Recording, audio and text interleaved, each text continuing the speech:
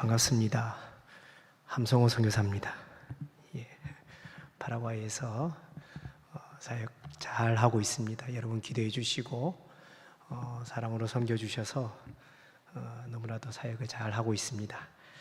제가 이번에 큰 아들을 군에 입대시키기 위해서 들어왔습니다. 이 아이를 군에 입대시키고 55사단 신병교육대 용인에 있는 신병교육대 입대를 시키고 돌아오면서 차 안에서 문득 8년 전 이 아이가 파라과이로 떠날 때에 그때가 중학교 1학년이었거든요. 그때 이 아이의 심정이 어땠을까라는 생각이 문득 들더라고요. 마치 제가 돌아오는 그 순간이 마치 비슷한 상황 같다라는 생각이 들어서 그런 생각이 잠깐 들었던 것 같습니다. 아마도 모든 것을 잃어버린 듯한 심정이지 않았을까라는 그런 생각이 순간 들었습니다.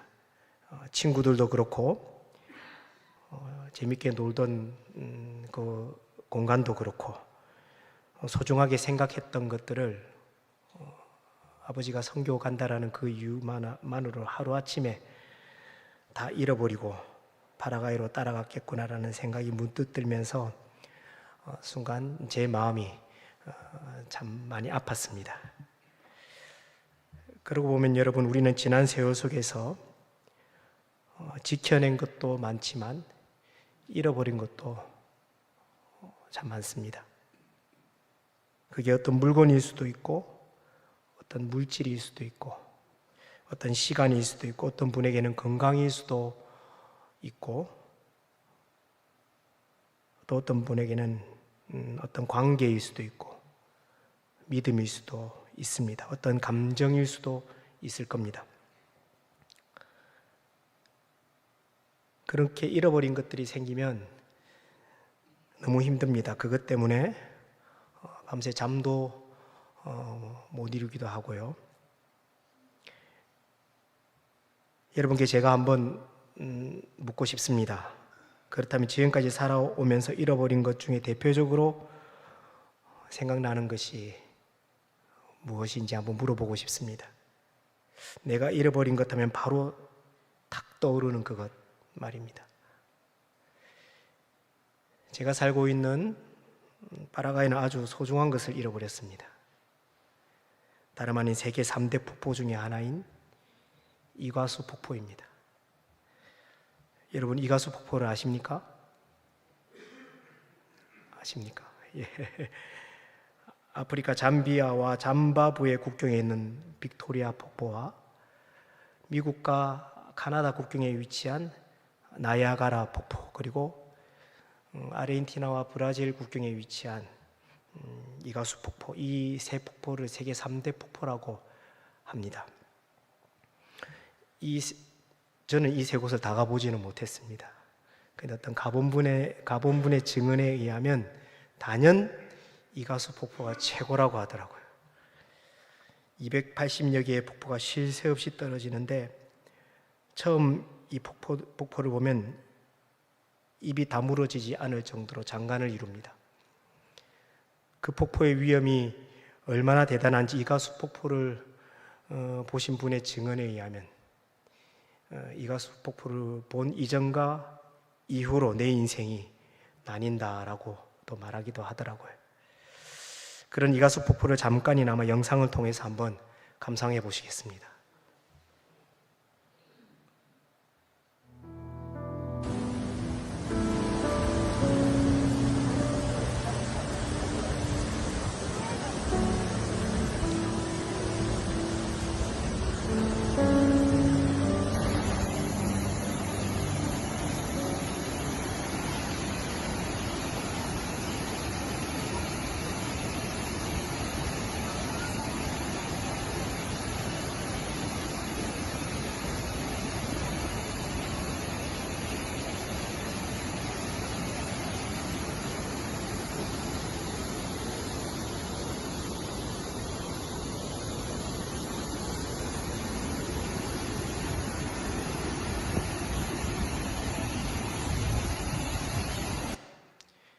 여러분 전후로 나뉠만 합니까? 단성이 이리 안 나오시는 거 보니까 뭐 물 떨어지네 하면서 보시는 것 같은데, 바로 이 경이로운 이가수 폭포가 원래는 파라과이의 것이었습니다. 그런데 1864년부터 1870년까지 브라질과 아르헨티나, 우루과이 3국가의 전쟁으로 인해서 패배를 하는 바람에 그만 빼앗기고 말았습니다. 남미에서 대표적으로 잘 나가는 나라라 하면 이 세 나라를 들 수가 있을 겁니다. 근데 그 당시에 파라과이가 이 세 나라와 전쟁을 했다라는 것은 아마도 그 당시에 파라과이가 남미에서 꽤나 힘이 있던 나라였던 것 같습니다. 하지만 전쟁에서 패배를 하고 말았습니다. 그렇기 때문에 이 귀한 자원을 빼앗기고 말았죠. 그래서 현재는 이 이가수 폭포의 70%는 브라질의 것이고 30%는 아르헨티나입니다. 처음에 나왔던 영상은 브라질에서 볼 수 있는 광경이고, 막 떨어지는 이 악마의 목구멍이라 하는 이곳은 아르헨티나 쪽에서 볼 수 있는 거죠. 브라질에서 그 악마의 목구멍 볼 수 없고, 또 아르헨티나에서 이쪽 배경은 또 볼 수가 없습니다. 안 그래도 관광자원 하나 없는, 제대로 없는 나라가 파라과이라는 나라이고, 그리고 사회 간접 자본이 너무나도 부족해서 비가 한번 오면 물이 홍수를 이룹니다. 그래서 밖을 나가지 못할 정도인 그런 나라가 파라과이라는 나라인데, 이 이가수 폭포라도 지킬 수 있었더라면 하는 아쉬움이 남습니다. 이처럼 여러분, 우리가 소중한 것을 잃어버리면 뭐가 남습니까? 아쉬움이 남는 거죠. 내가 그것들을 잃어버리지만 않았더라면 하는 마음을 뒤늦게 갖고는 후회를 하게 됩니다. 그래서 어떻게 보면 상실감과 아쉬움은, 이 두 가지의 감정은 항상 같이 가는 감정이라고 할 수 있을 것 같습니다. 그렇기 때문에 되도록이면 우리는 잃어버리지 않기 위해서 노력들을 많이 합니다. 건강을 잃어버리지 않기 위해서 노력을 하고, 믿음을 잃어버리지 않기 위해서 노력을 많이들 합니다.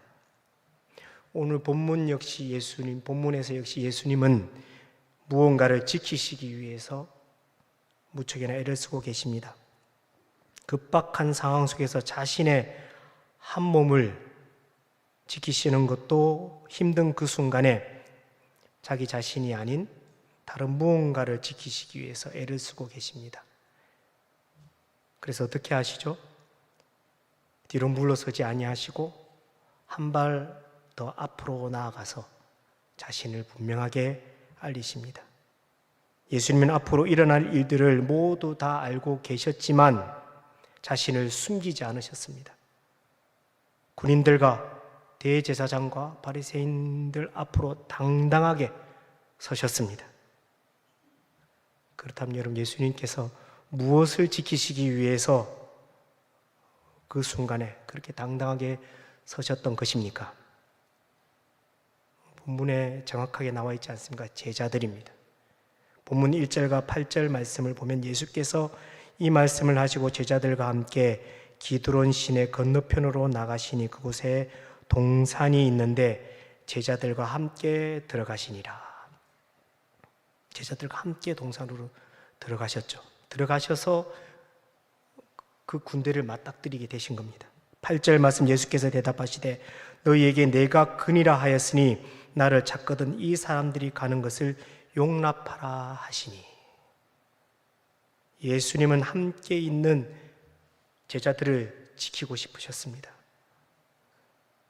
그리고 예수님은 제자들을 지키시기 위해 한 번도 아니고 두 번씩이나 5절과 8절에서 예수님을 찾고 있는 그들 앞에 내가 그니라, 내가 너희들이 찾고 있는 바로 그다라고 분명하게 말씀하고 계십니다. 그러면서 8절에서는 마침내 자신이 알리신 그 이유를 말씀하시죠. 사실 처음에는 내가 그니라고 하실 때는 그 어떤 이유나 설명이 없으셨습니다.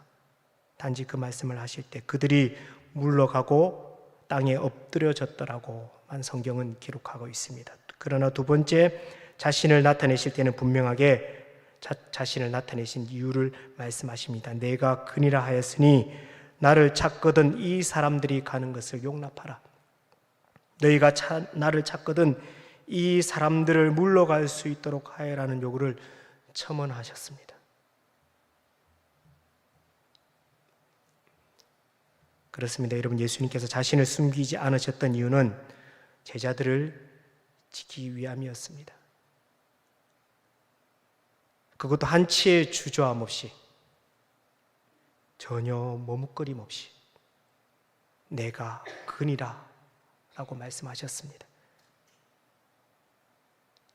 여러분, 누군가를 지키기 위해서 주저함 없이 나 자신을 던진다.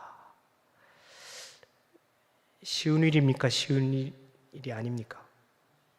쉽지 않은 일이죠.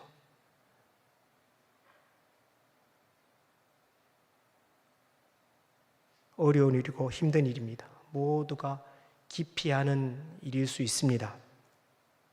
나 자신만을 두고 한번 생각해 보십시오. 우리는 주저도 잘하고 머뭇거리기도 잘합니다. 특히 모두가 말하는 선한 일이라고 말하는 그 일들에 대해서는 더더욱 그렇습니다. 얼마 전 파라과이에서 운전 중에 이런 제 자신의 모습을 보게 되었습니다. 파라과이에서는 잠깐 신호를 받아 정차 중이면 사람들이 차로 막 다가옵니다. 어떤 사람은 차 유리를 닦아주려고 다가오고요. 또 어떤 사람은 바나나나 만다리나 마치 한국의 귤 같은 과일을 팔려고 정차되어 있는 차로 다가옵니다. 그리고 어떤 사람은 아기를 안고 차창을 두드립니다. 또 어떤 사람은 그냥 무턱대고 얼굴을 창에다 갖다 댑니다. 여러분, 그 얼굴을 갑자기 보면 얼마나 무서운지 아십니까? 차 안에서 이렇게 안을 갑자기 들여다보고 있는 사람의 얼굴을 딱 보게 되면 소름이 끼칠 정도입니다. 그 정차된 그 순간에 너무 많은 일들이 일어나는 거죠. 제가 처음 파라과이에 도착했을 때는 이 모든 사람들이 다 불쌍하더라고요. 그래가지고 창문을 열고 갖고 있는 돈들을 다 건넸습니다. 근데 어느 순간부터인지 머뭇거리는 제 자신을 발견하게 되었습니다. 창문을 내려야 할까 말아야 할까. 오전에 봤던 사람 같은데 또 보네. 저 사람 진짜일까 가짜일까? 저 아기가 저 여자의 진짜 아기일까 가짜 아기일까? 이런 생각들이 저를 주저하게 만들더라고요.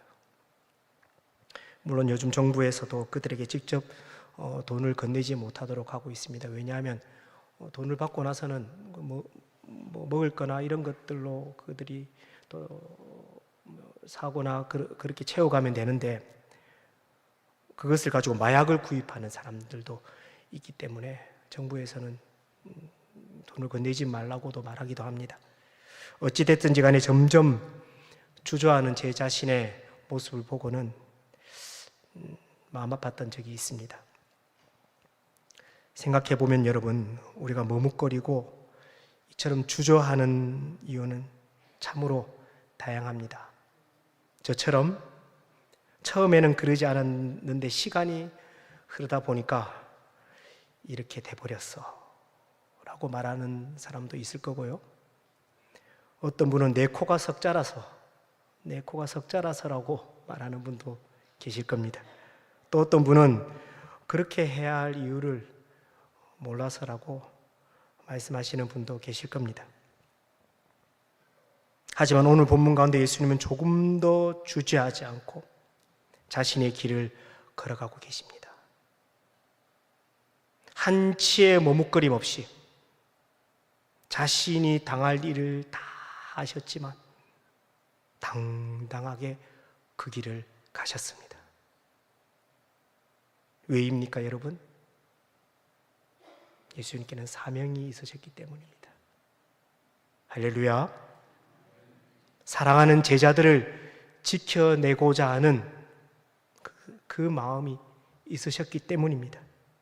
받은 그 사명을 끝까지 감당하시기 위해서 예수님은 조금도 주저함 없이 그 길을 가셨습니다. 여러분, 이 상황을 우리가 조금 더 함께 묵상해 보기를 원합니다. 예수님께 제자들의 무엇을 그렇다면 지켜주시기 위해 주저함 없이 나아가셨던 것입니까? 무엇을 지켜주시기 위함이라고 여러분 생각하십니까? 당연히 그들의 신변을 지켜주시기 위해서 나아간 것 아니겠습니까, 여러분? 그런데 여러분, 오늘 본문은 우리에게 다음과 같은 시각으로 그 지킨다는 것의 의미를 말씀하고 있습니다. 9절 말씀입니다. 이는 아버지께서 내게 주신 자 중에서 하나도 잃지 아니하였사옵나이다 하신 말씀을 응하게 하려 함이러라. 아멘. 오늘 본문에서는 지킨다는 것의 의미를 내게 주신 자 중에서 하나도 잃어버리지 않는 것이다, 그것이라고 오늘 본문은 말씀해 주고 있습니다. 단순히 신변을 지키고 그 위기를 극복하는 그것이 다가 아니라는 거죠, 여러분. 내게 주신 자 중에서 하나도 잃어버리지 않도록 하기 위해서 예수님은 그 앞으로 나아가신 겁니다. 그러고 보면 여러분, 예수님은 자기 자신이 가진 것을 지키고 그것을 잃어버릴까 봐 노심초사하셨던 분이 아니셨습니다, 여러분. 왜입니까? 다 주님의 손에 있는데, 다 주님의 것들인데 그것 가지고 노심초사하시고 걱정하셨던 분이 주님일 수는 없는 겁니다, 여러분. 그것 잃어버릴까 봐 노심초사하셨던 것이 아닙니다. 그러면 주님의 걱정은 어디에 있었습니까, 여러분? 주님의 시선은 어디에 있었습니까? 바로 제자들에게 있었습니다. 그 제자들이 잃어버릴 것, 그것이 주님의 걱정이었습니다. 예수님은 제자들의 신변뿐만 아니라 그들이 받은 사명과 그들이 예수님과 함께 지내며 가진 복음의 확신과 부활과 소망과 하나님 나라의 꿈을 잃어버릴까 봐 걱정이 되셨던 겁니다. 예수님은 자신이 가진 것들을 지키기 위해 몸을 던진 것이 아니라 내가 가진 이것, 이 목숨, 이것 지키기 위해서 몸을 던진 것이 아니라 제자들이 잃을 것에 대한 걱정으로 자신을 던지셨던 겁니다. 사명 앞에서 철저하게 당당하신 모습을 보여주셨고, 사명 앞에서 전혀 주저하지 않으시고 머뭇거리지 않으시고 당당하게 앞으로 나아가신 모습을 몸소 보여주셨습니다. 이는 마치 내가 이렇게 하였으니 너희도 그렇게 하라라는 묵시적인 행동이나 다름없습니다. 나도 너희를 지키기 위해 주저하지 않았으니 너희들 역시 복음을 위해 주저하지 말아야 한다. 머뭇거리지 말아야 한다. 사랑하는 신일의 성도 여러분, 우리 주님은 지금도 당신의 백성들이 잃어버리지 않기를 원하고 계십니다. 무엇을요? 믿음을 잃어버리지 않기를 원하고 계십니다.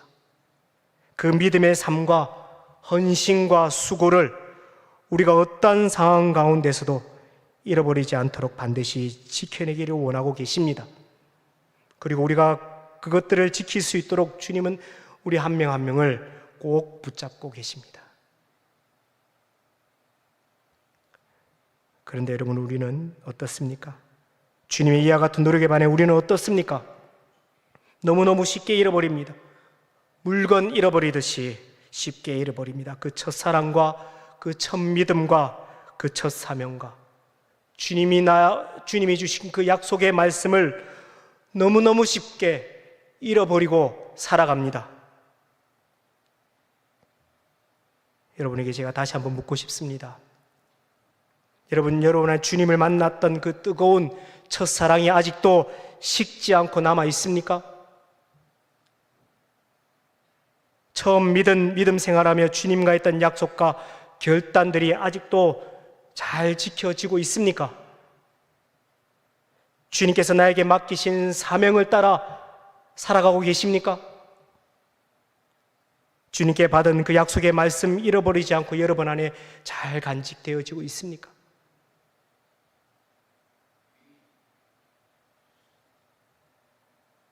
우리는 때때로 내가 감당할 수 없는 환경과 상황으로 인해 믿음과 사명이 내 안에서 힘을 잃기도 하고요.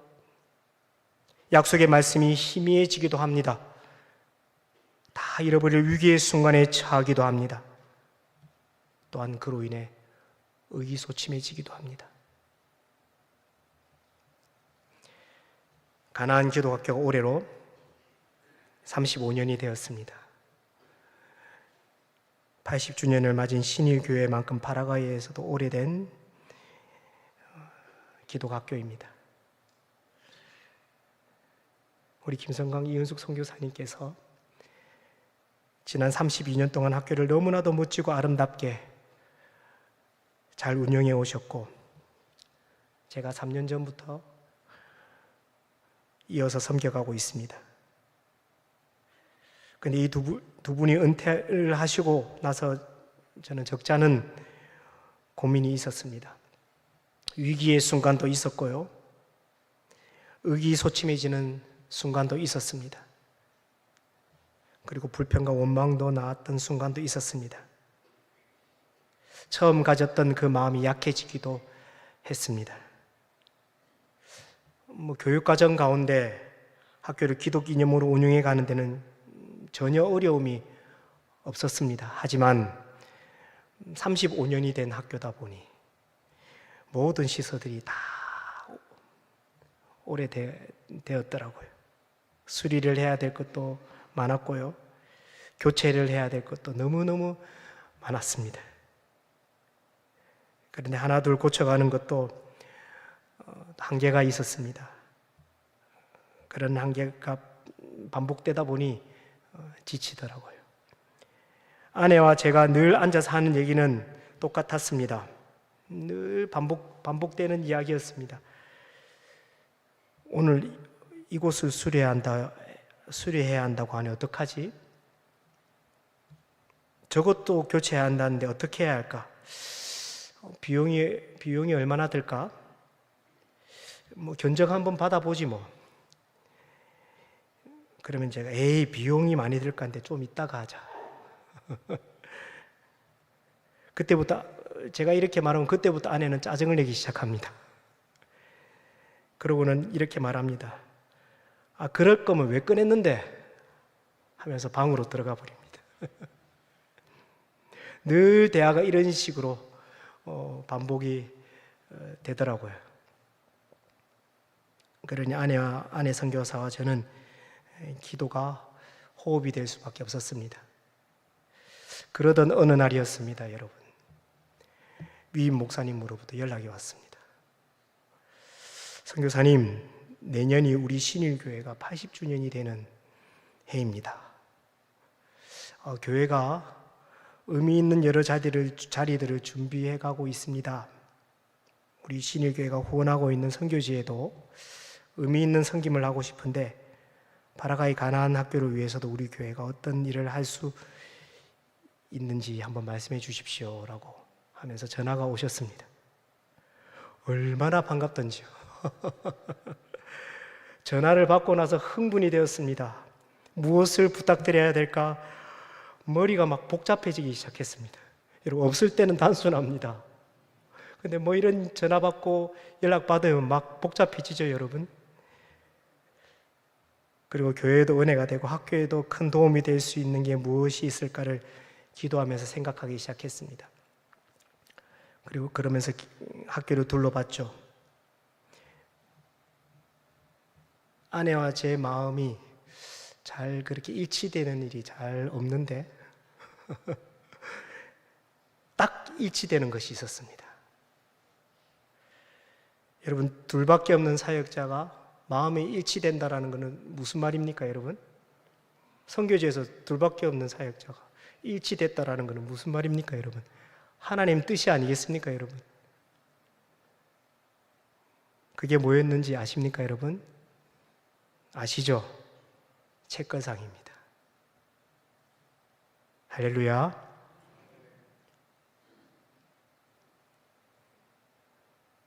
하나님께서는 아내와 제 마음에 동일한 마음을 주셨습니다. 그리고 배 목사님께 당장 연락을 드려서 말씀을 드렸더니 목사님 역시 성도님들과 함께 의미 있게 선교지에 헌금할 수 있겠다, 그렇게 말씀을 해주셨습니다. 그렇게 해서 가나안 학교의 책거상을 전면 교체할 수가 있었습니다. 얼마나 지금 아이들이 잘 사용하고 있는지 모릅니다. 학부모들 역시 너무너무나 좋아들 하시고요. 이로 인해 학교가 또한 한 단계 업그레이드 되었습니다. 매년 책거상을 수리하고 보수하는데도 심심찮게 비용이 들고 에너지도 소모가 됐었는데, 이런 모든 일들이 단 한 번에 해결이 되고 말았습니다. 기가 막힌 시기에 정말 기가 막힌 신일의 헌신이 가나안 기독학교와 잠깐이나마 의기소침했던 저와 제 아내 선교사를 다시 일으키는 큰 힘이 되었습니다. 학교 영상 한번 틀어주시겠습니까?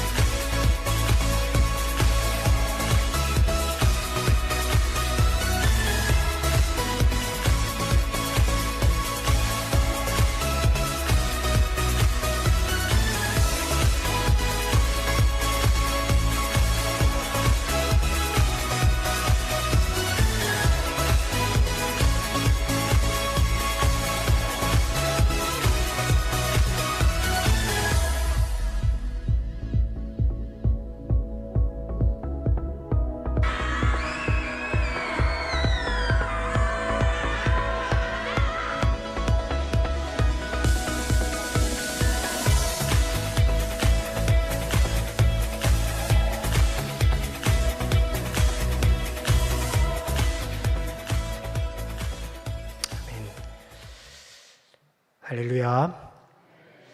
오늘 본문에서 요한 사도는 여러분 예수님이 어떤 분이시라고 말씀하고 있습니까?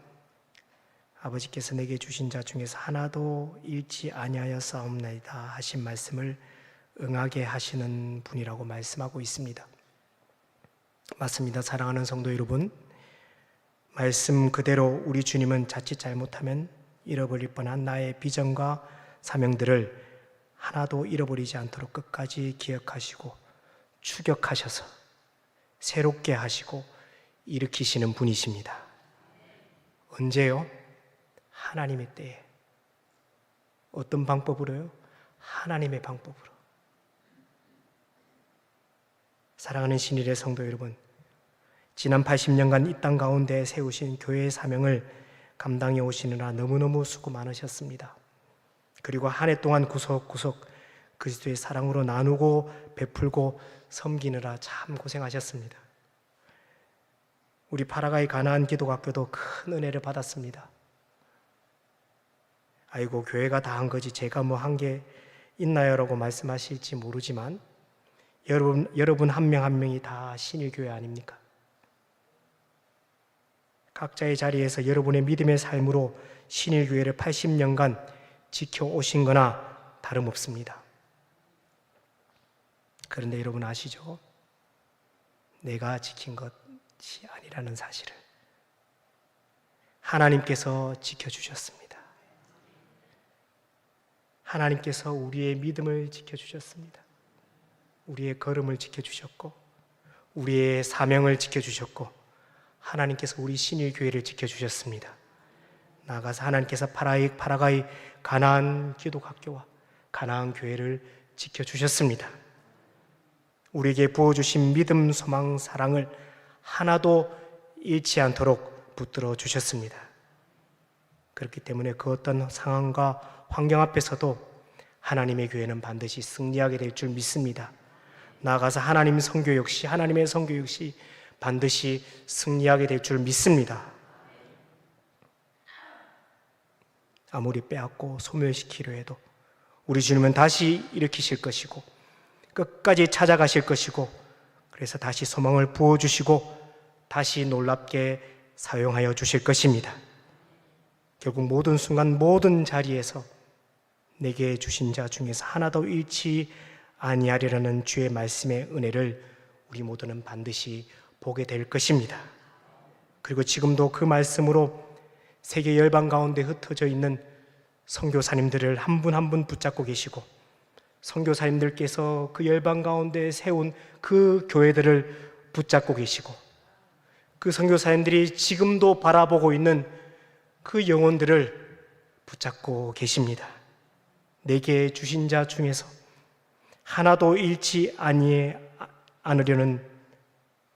하시는 하나님의 구원의 열망이 너무나도 크고 놀랍습니다.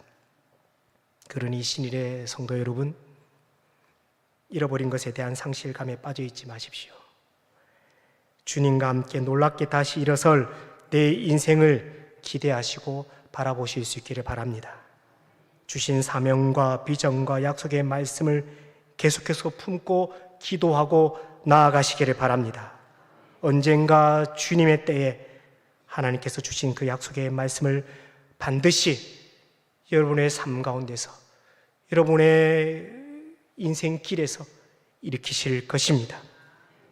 나를 다시 일으키실 그 자리에서 모든 것들이 또한 회복될 그 자리에서 하나님께 감사와 영광을 올려드리는 우리 모두가 될 수 있기를 주의 이름으로 축원합니다. 아멘. 기도하시겠습니다. 지금도 주님께서 우리에게 허락하신 귀한 삶의 자리에서 믿음을 잃어버리지 않기를 원하시는 주님, 사명을 잃어버리지 않기를 원하시는 주님, 약속의 말씀을 잃어버리지 않기를 원하시는 주님, 또한 열방을 향한 귀한 선교의 사명을 잃어버리지 않기를 원하시는 주님, 이 시간 우리의 연약한 모습들을, 부족한 모습들을 주님 앞에 내어놓습니다.